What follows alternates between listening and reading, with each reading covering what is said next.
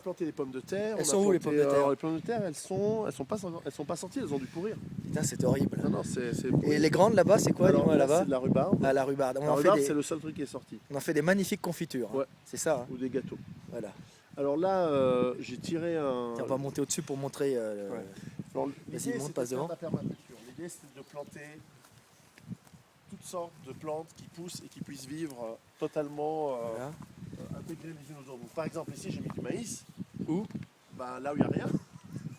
Ah, Eh ouais. ici il y a du maïs. Là, il y a du maïs, Voilà. il y a des haricots, il y a de la courge. Et l'idée, c'est que ça va pousser. La courge, faut du ensemble. soleil. Hein. Et donc, courge, maïs et haricots, ça va ensemble.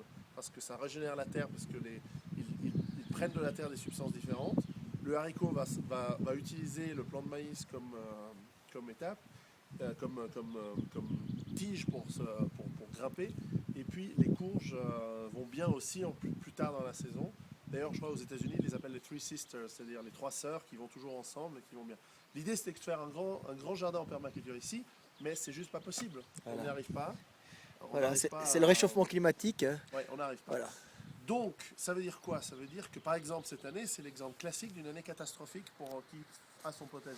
Ça veut dire que jusqu'en juin, je ne peux rien semer. Donc là, peut-être que le temps deviendra meilleur, donc ça veut dire que je vais semer en juin, et je vais commencer à avoir les premiers fruits et légumes quelque part en juillet-août, peut-être. Ce qui fait que je vais récolter peut-être en août, septembre, octobre, et ensuite la neige revient. C'est affreux. Donc, je dois, en 3 mois, théoriquement, je devrais produire de quoi nourrir moi et ma famille pour les 9 autres mois de l'année. Et à mon Ce qui avis, est totalement impossible sur cette surface.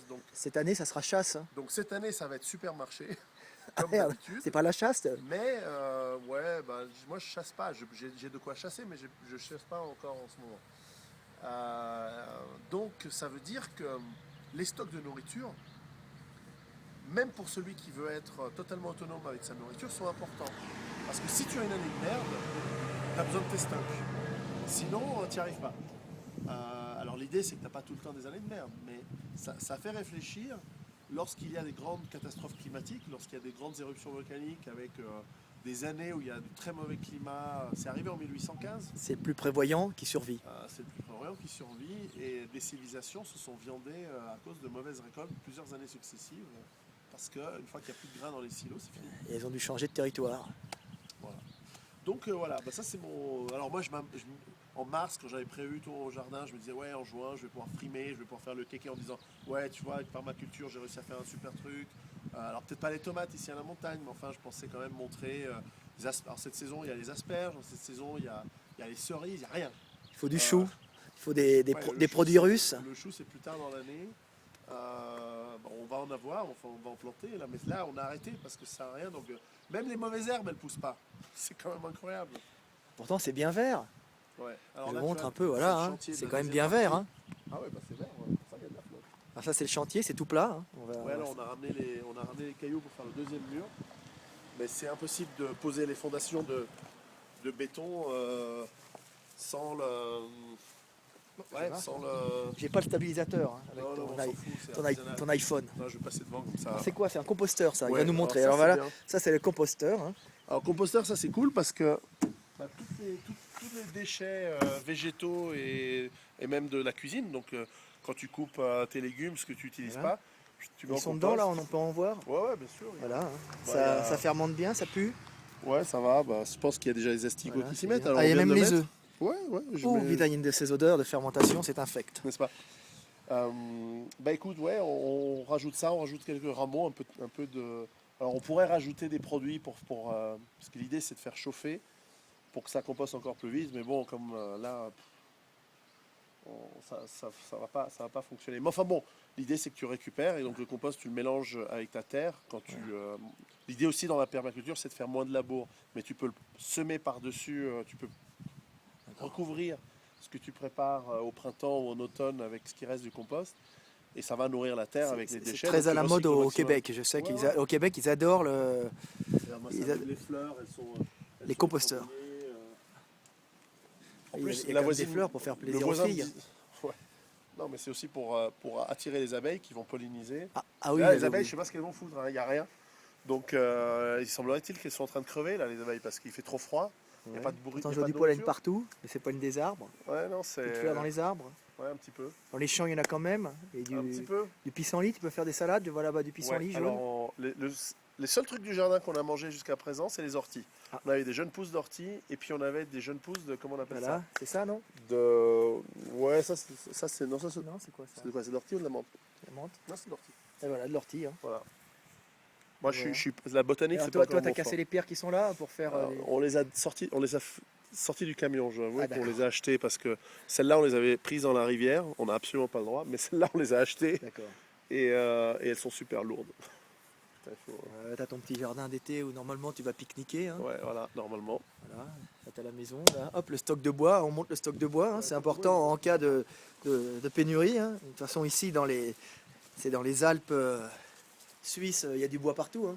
Ouais, Il y a des scieries. Alors là, le stock de bois ici. Hein. Alors ça, il date, hein, parce que Il est bien sec, c'est super. Ouais, celui-là, il date même d'avant que j'achète la ferme. Ah, je vois que tu as acheté les petits là. Oui, bah j'ai dû refaire l'escalier typiquement. Bah, quand tu refais une partie boisée de la baraque, bah, tu récupères le bois, tu le coupes, bon, bah, on l'a scié, et puis ça fait du petit bois, et puis ça c'est le bois que j'ai coupé l'année dernière. Donc ça va. Bon, c'est cool. Hein. L'idée c'est d'essayer de couper le bois au moins pour compenser ce que tu consommes chaque année, voire accumuler un petit peu, et puis voilà.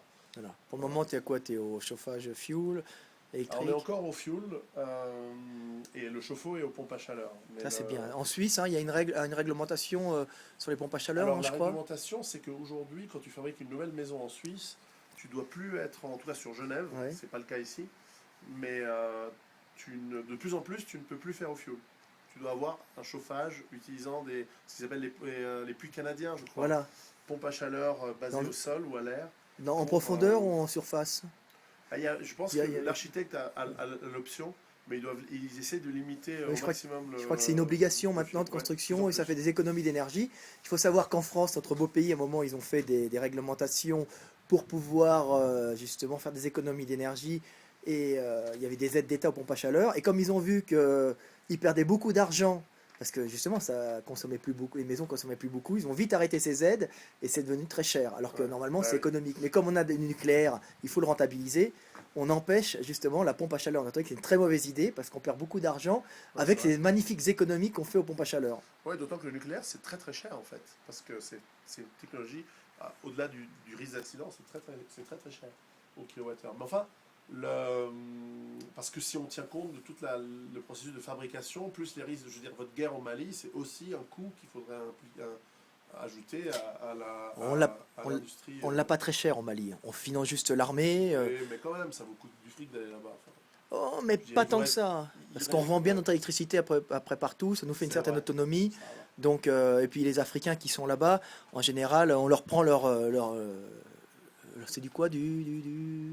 Manioc Areva. Ah ouais, l'uranium. Ouais. On leur prend Areva, leur prend l'uranium, on leur fait une guerre pour la démocratie. Hein. Oui, bien sûr. C'est pour la démocratie et l'uranium au passage. Hein. Donc ça nous permet quand même d'avoir l'uranium pas trop cher et d'être indépendant et de pouvoir même revendre notre Mais électricité. si ça se trouve, vous êtes tellement fort que c'est les Américains qui vont le choper, l'uranium. Bah, c'est en train de se passer. Hein. Ouais. On a déjà été dégagé de Côte d'Ivoire. Ils nous ont laissé Ouais. uniquement pour la gestion générale parce qu'on a des cadres qui connaissent bien comment fonctionne l'Afrique, qui sont là depuis des dizaines, voire des centaines d'années, des Mais au familles. moins en Côte d'Ivoire, il y a du soleil. Oui. Ça, on en Ici, il y en a parlera aussi. On en parlera de la différence de Voilà, culture. on vous montre un peu, sans montrer en haut pour pas et de vous montrer. climat. Voilà, c'est quand même beau. Hein. Bah Ouais, oui, t'as même ça les reste beau, mais putain, il fait un temps de merde cette année. Mais bon, c'est comme ça. Bah, c'est pas grave. Hein. C'est comme ça. C'est la ouais, vie. voilà. Au moins, il y aura de l'eau. Là, l'eau, on en a. Là, je vais installer, tu as vu, j'ai mis deux réservoirs. Tu veux nous les montrer, les réservoirs d'eau? Ils sont dans Ah. la grange. Allez, viens, on suit dans la grange. Allez, on va dans la grange. Alors, c'est pas de l'eau pour boire, hein, c'est de l'eau en cas de sécheresse, ce qui est raté cette année. Hein. Ouais, cette année, c'est bon. Faut tout le temps prévoir. Alors, vous les remplissez quand il pleut ou bien quand il y a de l'eau dans la nappe phréatique. Ça marche. Donc là-bas, il y a le poulailler qui est en train d'être mis en place. On va essayer de le faire à l'épreuve de... le renard, cette fois-ci. Ah oui, c'est vrai que toutes Ah, les renards, toutes tes ils poules sont- ont été mangées par les renards. Ouais, il y a 2 ans, mais bon, voilà. C'était des belles poules, les renards ont apprécié. Bien grasses. Petite lumière. lumière, non?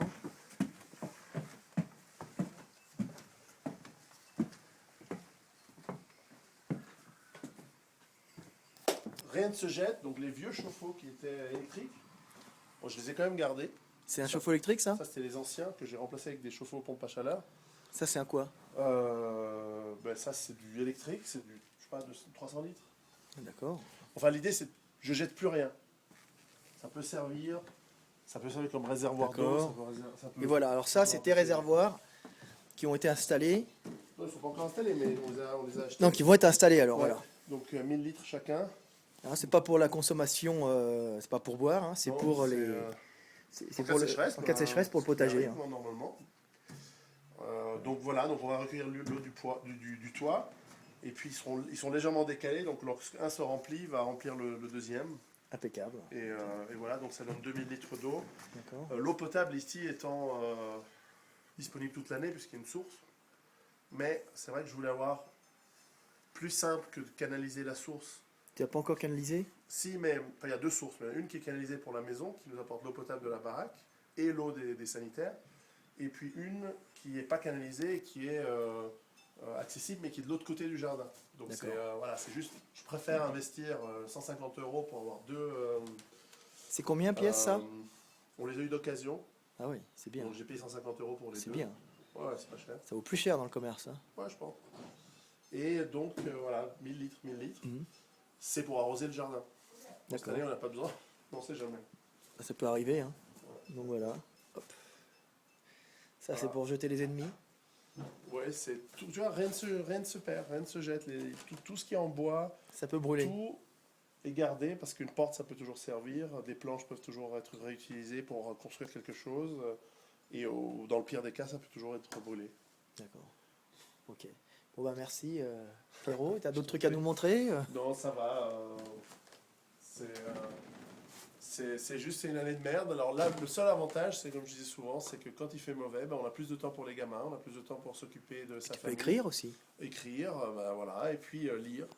Donc, Et la télé, Internet. télé, non.